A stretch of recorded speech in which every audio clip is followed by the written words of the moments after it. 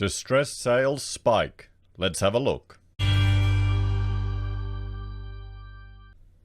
Hello everyone, Florian.Heise here, and welcome to another episode of HeiseSays.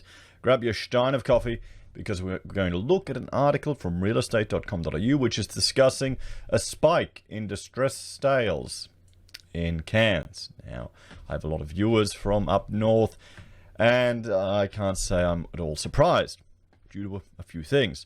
But first, before we go through that, let's have a look at the current property prices, everyone, just at a national level, and then we'll zoom in on Cairns and look at a few numbers that are coming up there. So here we have the capital city average asking prices. We can see for all houses, it's over 1 million. Okay, for three bedders, only 943 grand, guys. You'll have change leftovers. Apartments, about half that. Apartments are about half of that. If we keep going, this is the national asking prices, including, and this is from SQM, including the region. So you can see you're now at 657, 589, and apartments at 400 with change. But if we have a look here, this is the prices in Cairns, and we can see from just 2009, they've steadily been going down. This is all houses, down to 375. So if you had a board in 2009 for 420 grand, you're now down to 375. Three bedders, 380, down to 319,000. So the whole argument property always goes up, well, lads, doesn't look like it. Not in Cairns, I'm afraid.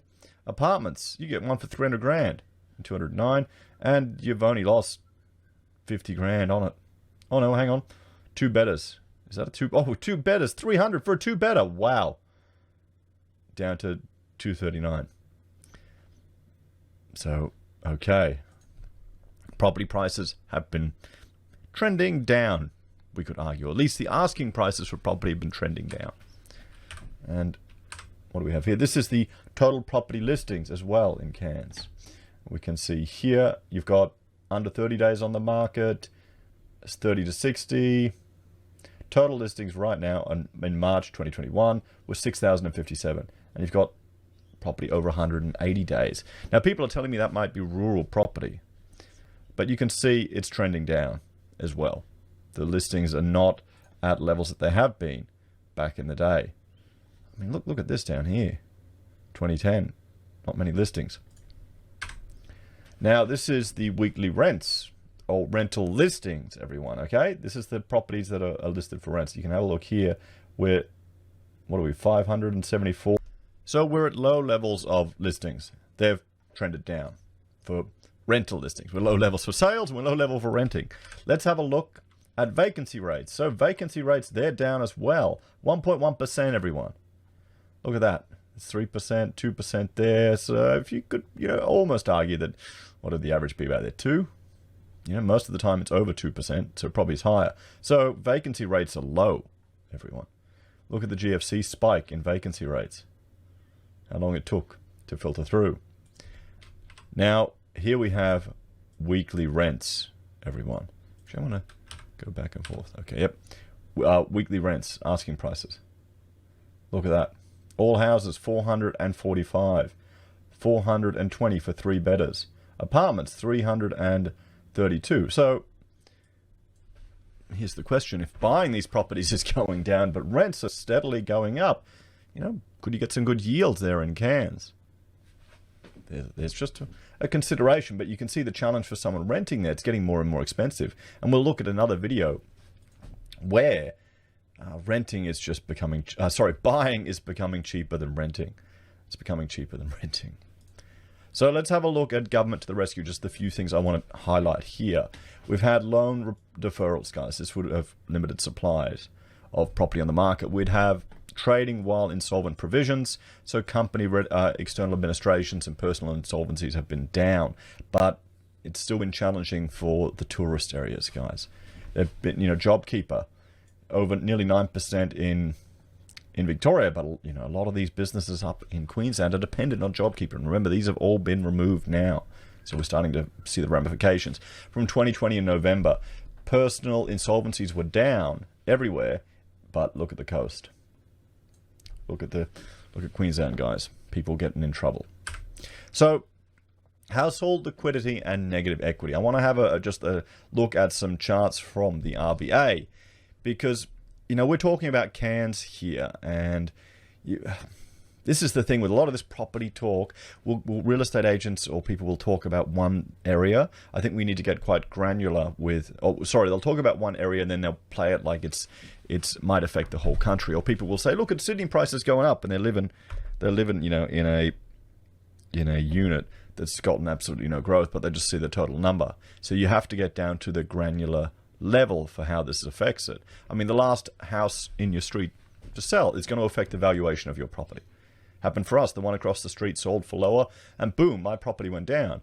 The neighbors put a nice new fence up, and actually it's really, really nice. They got a PVC fence, actually, completely off topic, a plastic fence. I think cost them about 10 grand with the, you know, gate and everything, and all put in for them. And it looks fantastic. Never have to paint it. I'm really jealous about that. Anyway, so, you know, even down to a street level, the houses in your street will affect the price of your property. And that comes from it emerges from just the economic consequences of the area that you're in, how many people can afford to buy the house. It just flows all through. So let's have a look at this. I know these are big numbers, but I think it's important to get an understanding. Like, and by big, I mean macro scale. So here's the liquidity buffer of households. So indebted homeowners, they've got about 2 months of liquidity. 4 months. Renters have about 2 months. Outright homeowners have about 10 months, so it's going down for them, up for all the others. It's probably the money that's been flooding the market. Now, the reason we need to be aware of this is this might, we might be seeing a spike in distressed sales in Cairns, but is that going to flood through to the entire country? Or maybe if you're looking for bargains, you need to look for areas that might have this situation where the economy isn't doing too well, where people are burning through their buffers. You know, will we see in 4 months' time, after all the support measures are removed, 4 months after September, could that be when you start seeing these stressed areas start to hit the market? So housing loan prepayments. So you can see here, you know, you've got people that are less than or equal to a month, 1 month, or 3 months, 3 months to 12, 12 to 24, and over 24 months of people that have made prepayments or ahead on their mortgage.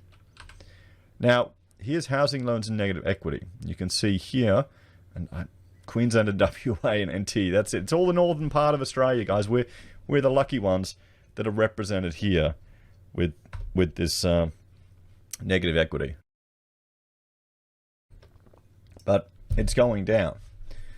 It's going down. So one could argue that's just because property prices have been going up, everyone.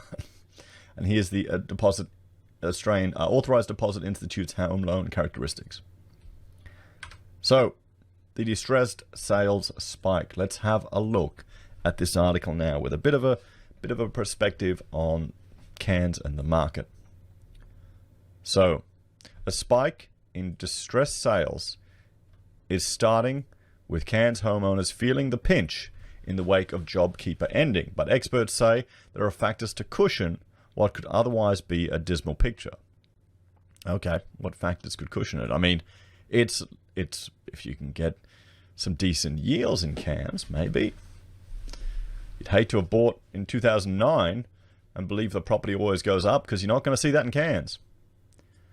Remax broker and owner Ray Murphy said the trend was already evident. We do envisage there will be some mortgagee in possession files coming across our desk in coming months, Mr. Murphy said. We are seeing them come already. We have 12 in the last month. In 1 month. That doesn't reflect the Cairns market is suffering. It could be a financial decision the bank has taken based on the investments the borrower may have had. If, say, the owner, for instance, had a business that didn't do well and the business was secured against the property, then it could go mortgagee in possession, Mr. Murphy said. Yeah, but, you know, you're not doing too well in Cairns there, mate. If you had a bought in 2009, your asking price is the same as the asking price. It's worse than the asking price then. So, I mean, it's beautiful up there, except for it depends on if you like the heat. The banks are a business. They rely on people paying their mortgages. It doesn't feel like it, not with all the holidays. If they don't do that, the banks need to recoup their losses as much as they can. He said, Sympathetic policies by lenders have enabled many homeowners to stay afloat during the pandemic. The banks are still very mindful of the heartache out there, Mr. Murphy said. Ray White Cairns Beach's principal, Paul Sterling, said record low interest rates would help homeowners during a potentially difficult time. REIQ Far North Queensland Chairman Tom Quird said a buoyant real estate market was an added plus because the value of properties was rising. People are going to have more equity, he said. Where banks tend to step in as mortgagee is when the property is worth less than the borrower's position, when a property value has reached from 600 to 500,000, for instance. But we're in the market where property values are increasing. Are we in a market where property values are increasing? Let's have a look. It doesn't look like it, does it? Where did I put that? Does this look like it's increasing, everyone? Maybe from February, but not from back here, guys. I guess it's your perspective. You know how many people, you don't just borrow, like, it's people not buying houses here, it's people buying houses years before that are getting in trouble. But at least they might have some money set aside, some buffers, so they may not have to,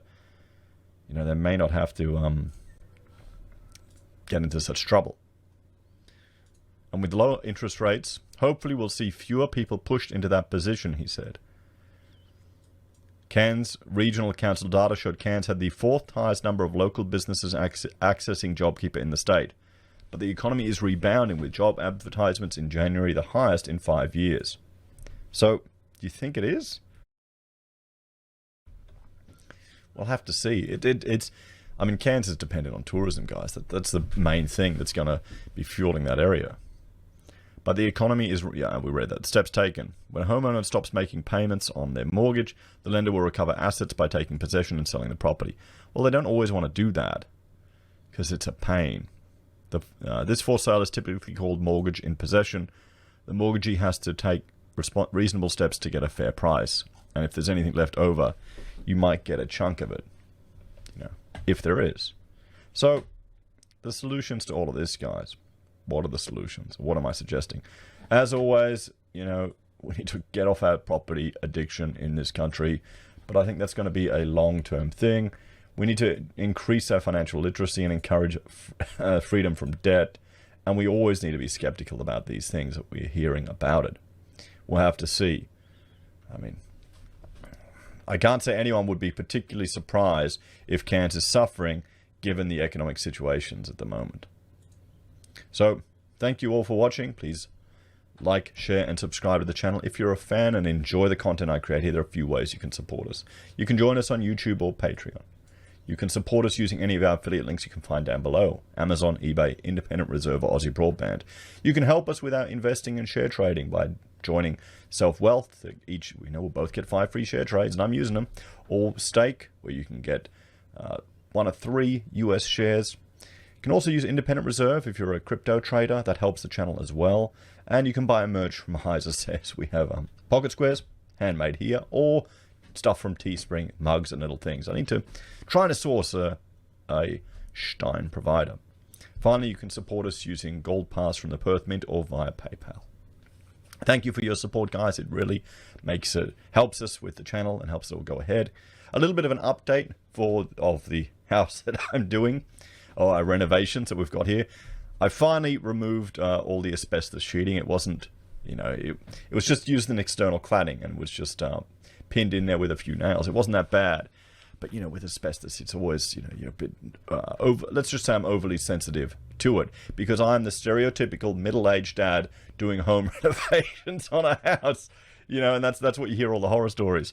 So thank you to the viewer who gave me that tip that I can go down to Logan to actually dispose of it, because I can legally remove it. I've done the course and everything, because as an architect, I'm not even allowed to talk about it to a client. My insurance won't give me any protection or any coverage. And I remember when I was working for the public service, we did a whole course on it. It was actually really useful, because the stuff is pretty harmless unless you are starting to play with it. But you need to be able to identify it. So because there are people that'll start sanding stuff. Like my neighbor, he wanted to sand a sheet that was, so mate, that's pretty much asbestos. You got to be careful. So you don't want to expose yourself to those risks unless you got the safety equipment on. But still, Thank you to the viewer that gave me that hint, because, you know, I've got it off there, wrapped it all up, and I'll take it down hopefully later today. So that's good. That's saving me money. I appreciate it. So take care, guys. Have a great day. See you in the next episode.